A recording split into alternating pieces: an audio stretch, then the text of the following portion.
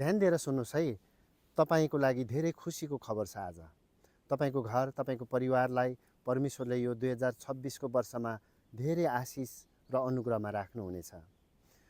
हिजोको दिनमा तपाईँको घर परिवारमा समस्या थियो होला, कठिनाइ थियो होला, अनि तपाईँको घरमा ऋण थियो होला, अनि तपाईँ जब नभएर निराशा हुनुहुन्थ्यो होला, तपाईँ व्यापार व्यवसायमा घाटा लागेर चाहिँ तपाईँ एकदमै निराशा हुनुहुन्थ्यो होला, अनि तपाईँलाई डिप्रेसनको आत्माले काम गरेको थियो होला।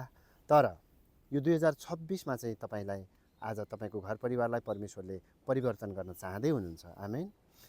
किनभने पवित्र धर्मशास्त्र बाइबलको यशायाको 2 पदमा यस्तो लेखिएको छ, परमेश्वर भन्नुहुन्छ, म तेरो अघि अघि हुनेछु र पर्वतहरूलाई समतल तुल्याउनेछु भनेर भन्नुभएको छ।